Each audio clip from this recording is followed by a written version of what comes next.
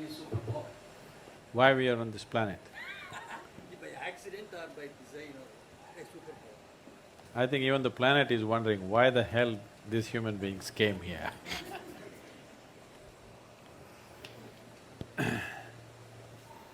See, the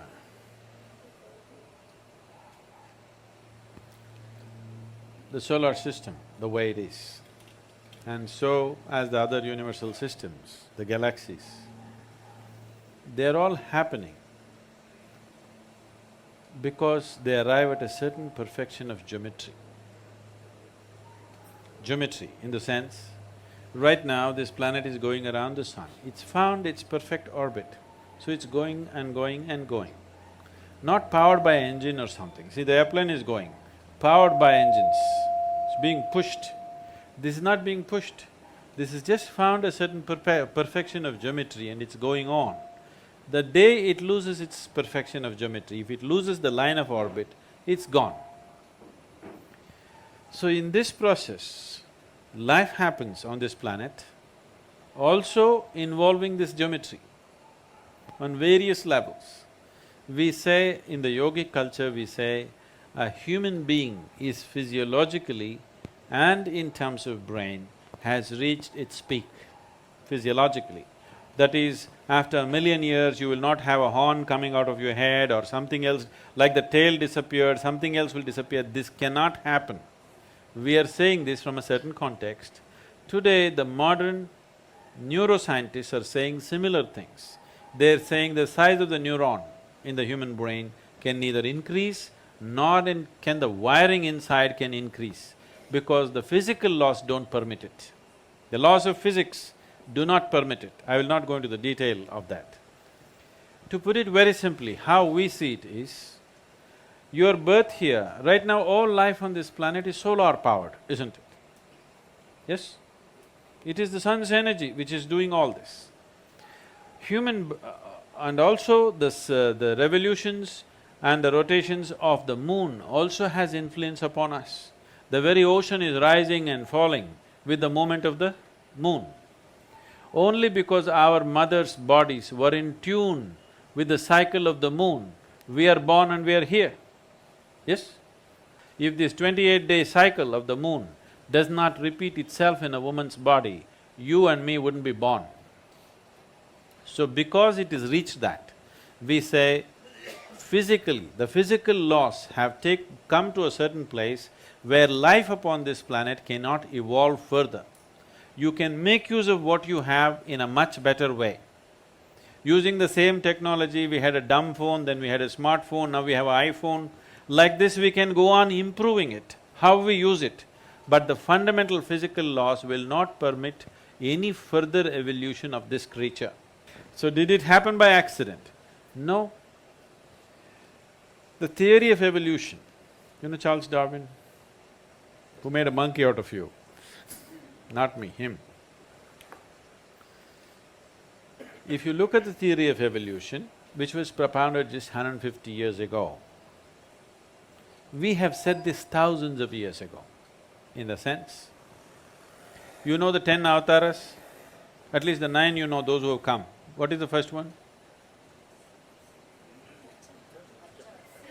Matsya Avatara. Matsya Avatara means fish or water life. All life on this planet started under water. What is the next avatara? Kurma Avatara, amphibious like a turtle, half in the water, half on the land. The next one is Varaha Avatara, a pig or a wild boar. Among the mammals, one animal which is strongly rooted in its body is a wild boar. See, we live next to the forest, we see this. The tribal boys can kill a deer with a stick. If you hit it with a stick, it'll fall dead. The local dogs will hunt the deer, but a wild boar, you try to kill him and see, it's not easy to kill him. You go smash him with a car, his spine is broken, still he will go, he will not stop. Because he's so physically rooted, his life is so physical. So the next form of life was Varaha.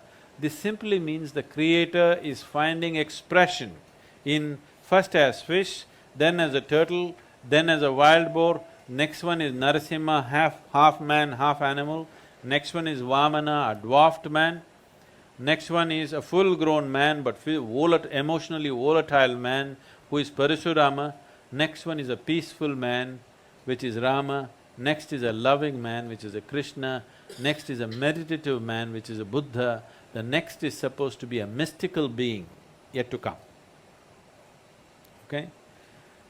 This is running very much in parallel lines with the Darwin's theory of evolution, yes or no? It's in the same sequence, exactly in the same sequence. Darwin propounded his theory only 150 years ago. This was said 12 to 15,000 years ago. Adiyogi himself spoke about it. So, if you observe life, you can clearly see from what is inanimate, basic life formed. From that, life evolved. We've always seen it that way. Always we saw life evolved. Constantly, we are… in every temple you go, there is a snake, there are various symbolisms all around the place, because even today in your brain, one part of your brain is a reptilian brain. You know, the core part of your brain is still a reptilian brain and it still functions, and we have different practices in yoga as to how to transcend this reptilian brain and allow the cerebral cortex to function. And today we have scientific evidence to show you. The University of California has done scientific studies on Shambhavi Mahamudra, the basic practice we teach usually. And they say if you practice Shambhavi Mahamudra for 3 months, the neuronal regeneration increases by 241%, a kind of percentage that's never been recorded in the history of any kind of research, okay? Just a simple practice for 21 minutes, 241% increase in your brain function and neuronal regeneration. This means as you grow old, you will become more intelligent. Usually young people think you're getting stupid. Yes, your brain is actually growing, you understand? It's getting better by the day.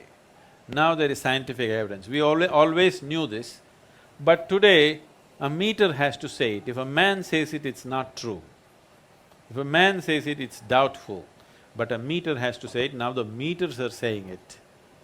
The meters are saying your brain is actually growing by doing a simple 21-minute practice. And you don't believe the meter. You just do the practice for 3 months and see, you will see how clear and how smart your mind is suddenly.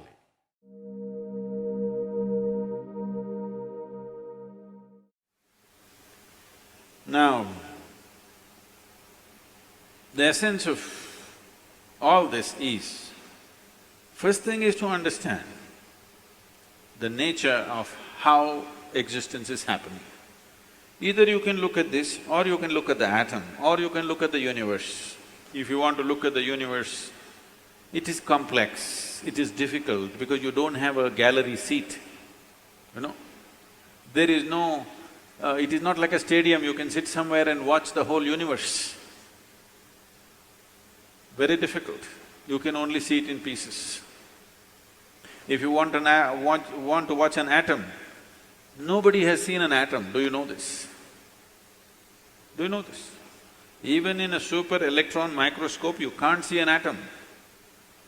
We have observed its activity, but we have never seen an atom as such. But we have broken it. We are capable of breaking things that even we cannot see. That's our… we are very proud of this these days. We can break anything. We can make it or not is a questionable thing, but we can break anything we want. Even if we cannot see it, we can break it. Now, what you see and what you do not see itself is a very dicey thing in the sense, what is it that you can see? Right now, can you see my hand? Yes. You can see my hand only because my hand stops light. If my hand did not stop this light, if it allowed light to pass through, you wouldn't see this hand, yes?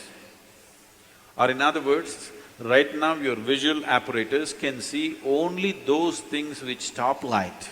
Anything that allows light through, you cannot see it. You cannot see light itself, first of all. Can you see the light that is here? No. Only whatever stops light, you can see it. What does not stop light, you cannot see it. Very bad, isn't it? You must be able to see all those things which allow light to pass through, because they are important things. But right now your visual apparatus are trained to see or capable of seeing only that which stops light. So the whole process of seeing life the way it is means, first of all, evolving an eye, a thoughtless eye, an eye which is free of thought. When I say free of thought, it is free from the taint of memory.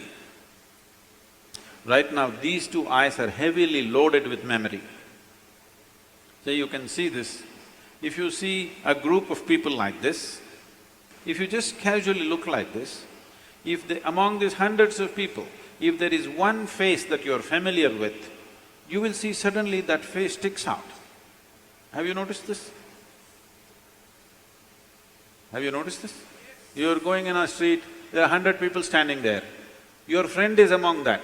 If you look here, just this friend's face is more clear than the rest of the faces, because this eye works with memory. The more memory you have, the better it sees. No memory, it cannot see. Memory means an accumulated past. Memory means information. Memory means that which does not exist but acts out as if it does. Memories are more real than reality, isn't it so? Yes or no? So I want you to understand, everything in your life is run by memory, not just your computer stick. Everything in your life. When I say memory, not just what you carry here, your very body is a body of memory.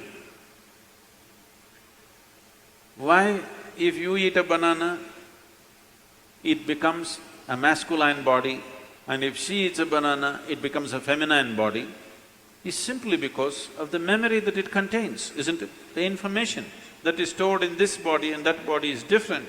Same banana, it becomes a man, same banana, it becomes a woman. Yes or no? Huh? Are you eating different types of bananas? Same thing, same food if you eat, it is becoming one way. In one person it is becoming dark skin, in another person it's becoming fair skin. How? The memory that you carry. Do you remember your great-great-great-great-great-grandfather? You don't. But his nose is sitting on your face. Your body remembers, isn't it? You may not have no idea who it was, but your body remembers even today. 1,000,000 years ago, how your forefathers were, still it remembers, isn't it? So what you call as my body is just a body of memory, and eyes are loaded with memory. An eye which is loaded with memory, an eye which is corrupted with memory, cannot see anything the way it is. It will only see things as it is convenient, because the software is working from inside. It will not allow you to see anything the way it is. This is what traditionally we are referring to as karma. It is there in your body, it is there in your energies, it is there in the way your chemical reactions happen, it is there in your brain, it is there in your mind, it is there in everything. In the very physical energy that you carry, there is memory, because you will see each person's energies behave differently from the other, simply because of the type of memory it carries. If you want to get rid of this, it's a long process, and if you get rid of this, dismantling of the personality and the body will happen. So another way is to create a distance from it. Just hold it little away. When you want to play with it, you play with it. When you want to switch it off, you must be able to switch it off. So for this, an external view is needed. Right now, your ears are loaded with memory, your eyes are loaded with memory, your tongue is loaded with memory. Why? If you are born in Karnataka, if you go to North India, food doesn't taste good, is because the tongue is loaded with memory. Yes or no? Have you suffered this or no? You went north and they said aloo bhaji, aloo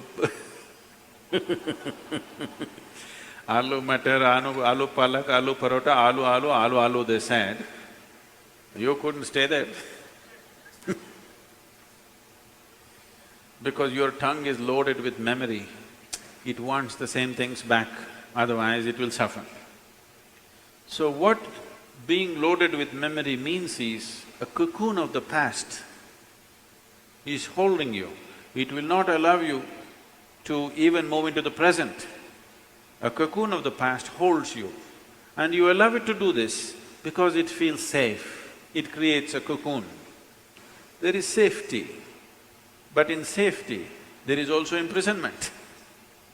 You're really safe if we lock you up in a safe, isn't it? But the problem is you can't get out. That's the whole problem. Walls that you build as self-protection, they also become the walls of self-imprisonment. That is the nature of life. If you lock yourself from inside or outside, it's the same thing. As long as you do not open the door, whether somebody locked you from outside or you locked yourself from inside, there is no difference. Anyway, you're imprisoned, isn't it? At least somebody locked you from outside, you can at least complain and scream. You locked yourself from inside, you can only be depressed. You cannot even scream. At whom will you scream? So this process of what we are looking at is, the memory imprints itself on all levels, right up to the elemental level. From the 5 elements which function here, from just after that, memory's work starts. So when we utter the word karma, it is not one simple formula, or it's not, people are saying theory of karma. We are not talking about any theory. We are referring to a certain reality. Karma means memory, action and memory. Past action exists only in the form of memory, isn't it so? Yes? Memory, not just what you carry here.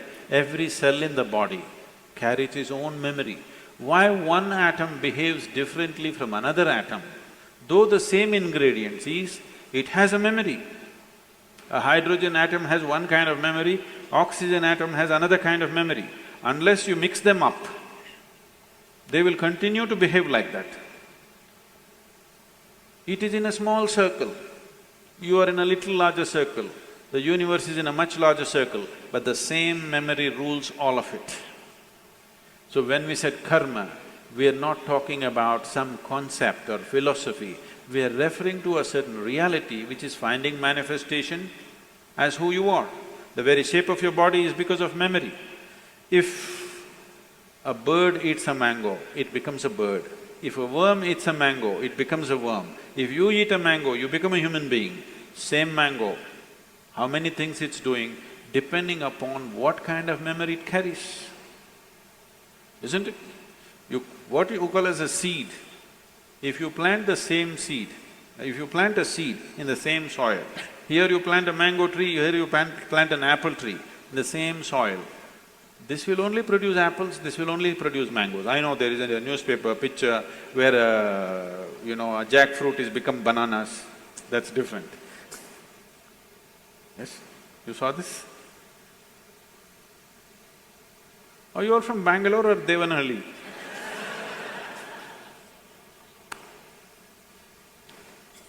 No, you didn't see this?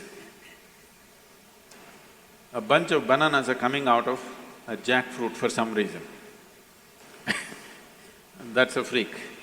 And that's happened because of some mix-up. We don't know who did the mix-up. But essentially, if you… in the same soil, if you plant an apple seed and a mango seed, this will only produce apples, this will only produce mangoes, because seed is a certain amount of memory, isn't it? Whether it is a seed of a plant or your father's seed which entered your mother's womb, it is just memory and memory and memory, isn't it so? This is karma, and this goes right back, right up to the elemental level. Everything is memory. Only the pure element is free from memory. So the idea, when we're starting off Bhutesha, because that's the most important thing, that he mastered the elements, that's why we bow down to him, because he mastered the elements, he has an eye which has no memory, a taintless eye which sees everything just the way it is. So yoga essentially means developing an eye which is not contaminated by memory, which simply sees. It does not see things the way your memory perverts it. It simply sees everything the way it is. This eye will see those things which do not stop light. Right now, these two eyes can only see what stops light. If you start seeing something that does not stop light, that means another dimension of the eye is beginning to function.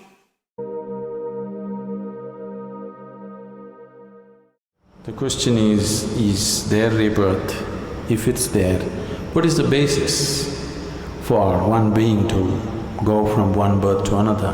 What is it that carries a person from one to another?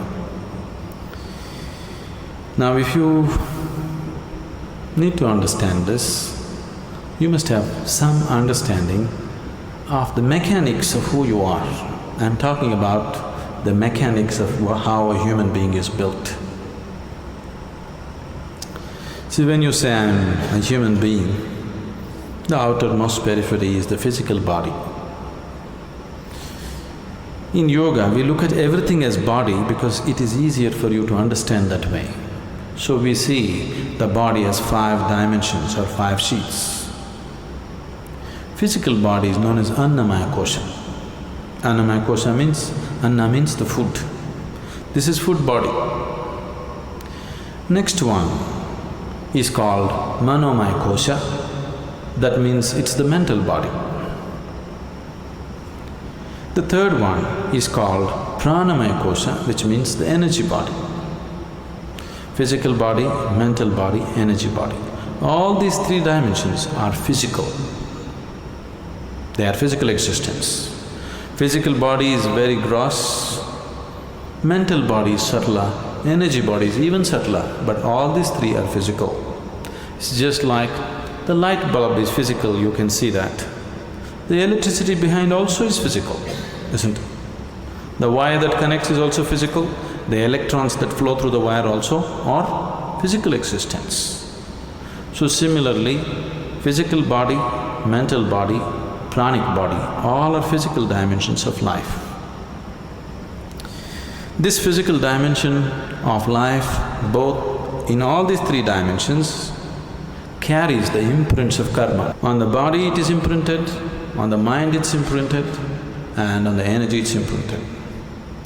This karmic imprints or the karmic structure is what holds it together. Karma is the cement which holds you to the physical body.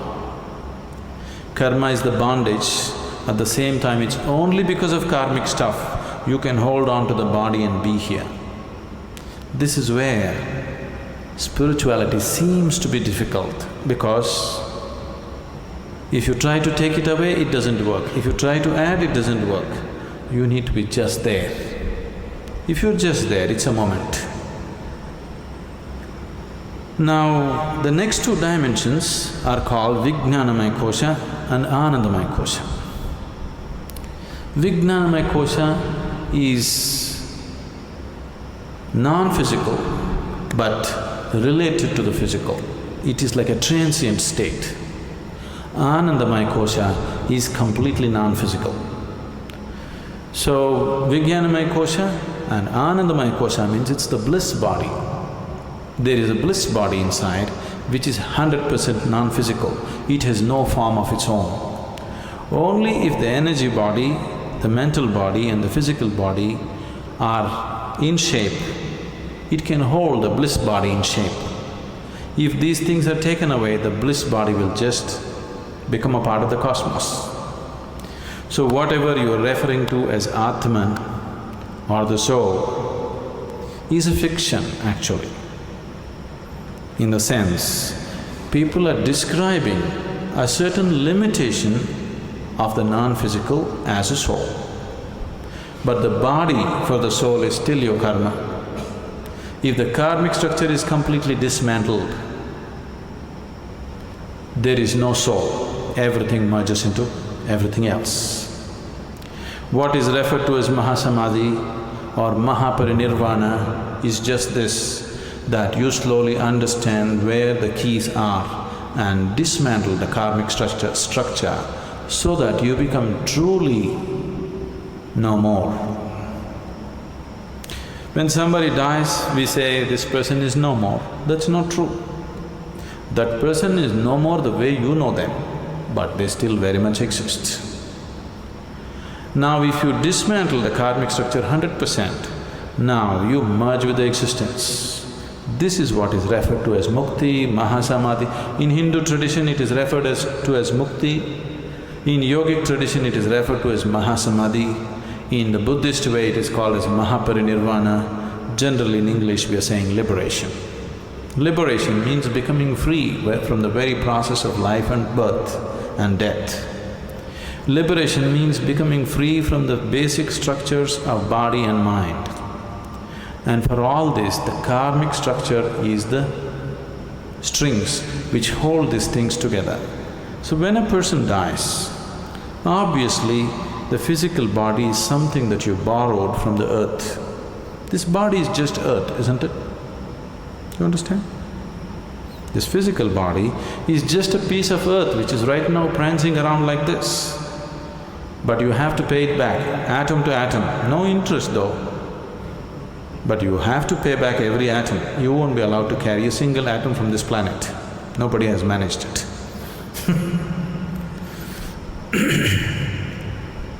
Physical body will fall apart. The mental body and the pranic body, depending upon the strength of your karma, goes on.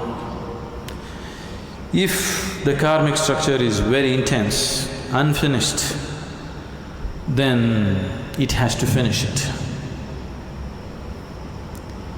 If the karma has become weak because it has run its course, then it very easily finds another body. If it has to find another body, the intensity of the structure should come down, it should become passive. If it is very intense, it cannot find, it has to hang. So this is what you're referring to as ghosts. Somebody is dead, his karmic structure is still intense because it's not over. Now he needs much more time to find another body, he still exists. And the more intense his karmic structure is, the more visible he becomes or more experientially available to people. There are innumerable such beings all around you, whether you know it or you don't know it. But most of them you won't feel because their karma is dissipated. They're just waiting for more dissipation before they find another body. But if their karma is very intense, this is why they told you in the tradition, if somebody dies unnaturally, either by accident or suicide or some other way, they will become ghosts. It is not so, everybody becomes. It is just that they are more experienceable. They are more available to your experience because they have more intense karmic structures. So you people may experience them little more than other beings who die of old age. If one completely completes his allotted karma for that life, he will die just like that, without disease, without accident, without any injury. When one dies simply like that, that person may find another body within hours. This is why in this tradition always they said, if one completes his life and dies peacefully, it's the best way to die because he need not hang around. Immediately it goes on. Now when you walk the spiritual path, the ultimate goal for every spiritual seeker is, he wants to break this whole process. Or otherwise, to use an analogy, we can say, what you call as my soul right now is like a bubble. The outer periphery of the bubble is your karmic structure. Inside, there is air. Suppose you blow the bubble, you burst the bubble. Where is the air? Where is your air? There is no such thing as your air, it's become part of everything. So what you call as soul is fictitious, because there is no such thing as your soul and my soul and somebody else's soul. Right now, this unboundedness is contained in the limited karmic structure, so it makes you believe as if this is a separate entity. If you take away the keys which hold the karmic structure, then it just collapses. So, this afterlife, next birth, don't believe all this nonsense. But right now, if you sit here and just close your eyes, you can clearly see more than this body you are, isn't it?